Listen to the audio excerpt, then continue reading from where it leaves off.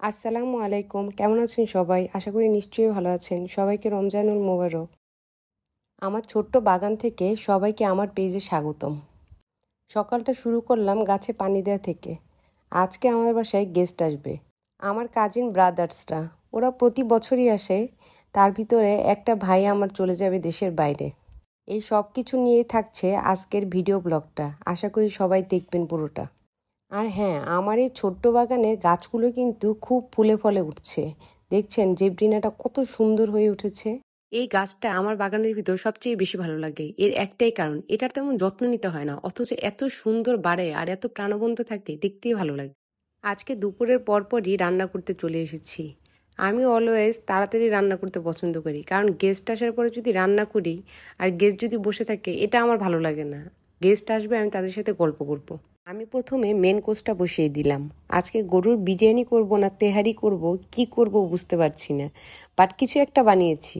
আর এটা হলো সম্পূর্ণ আমার নিজস্ব রেসিপিতে। আমার মনের মাধুরী মিশিয়ে আমি এই তেহারিটা রান্না করি। এটা অবশ্য তেহারি আর বিরিয়ানির মাঝামাঝি কিছু একটা হয়। যাই হোক, কথা বলতে বলতে আমি মশলাটা কষিয়ে ফেলেছি। আর আমি এই তেহারি রান্নার সময় সবগুলো বাটা মশলা ব্যবহার করেছি। আর পুরো মশলা আমি একসাথে ব্লেন্ডারে বেটে নিয়েছি। আমার কাছে প্যাকেটের মশলার চেয়ে বাটা মশলার বিরিয়ানি বা তেহারি রান্না খুব বেশি ভালো লাগে। এটা অবশ্য তেহারিও বলা চলে না, কারণ তেহারিতে আরও বেশি কম মশলা ব্যবহার করা হয়। আমি মোটামুটি ইফতারের যত আইটেম আছে সবগুলোই ফ্রোজেন আইটেম আমি আগেই বানিয়ে রেখেছি। আমাদের পরিবারে আমি একমাত্র যে কিনা ঢাকায় থাকি, আর সবাই মোটামুটি নারায়ণগঞ্জে থাকে। আর ঠিক এই কারণেই কেউ আমার বাসায় বেড়াতে আসলে আমার ঈদের মতোই আনন্দ লাগে। আমি ইফতারের ফ্রোজেন আইটেমের ভিতর এই কিমা আলুর চপটাই শুধুমাত্র আজকে বানিয়েছি, আর সব আইটেমগুলোই আগে বানিয়ে ফেলেছি। আমি যা যা ইফতারের ফ্রোজেন আইটেমগুলো বানিয়েছি সবগুলোই কিন্তু আমার ইউটিউব চ্যানেলে দেয়া আছে রেসিপি। যারা আমার চ্যানেলে নতুন তারা অবশ্যই আমার চ্যানেলটি ভিজিট করে সব রেসিপিগুলো দেখে নেবেন। আমার ভিডিও যদি কারো ভালো লাগে অবশ্যই আমার চ্যানেলটি সাবস্ক্রাইব করবেন, আর আপনার প্রিয়জনদেরও দেখার জন্য লাইক, কমেন্ট এবং একটি করে শেয়ার করে দিবেন। কথা বলতে বলতে কিন্তু আমার আলুর চপ বানানো শেষ হয়ে গিয়েছে। এখন আমি আমার বিরিয়ানির ফাইনাল টাচ দিতে চলে আসলাম। মোটামুটি আমার বিরিয়ানি রান্নাও হয়ে গিয়েছে। একটু পরে আমি ভাজাভুজি শুরু করে দিব।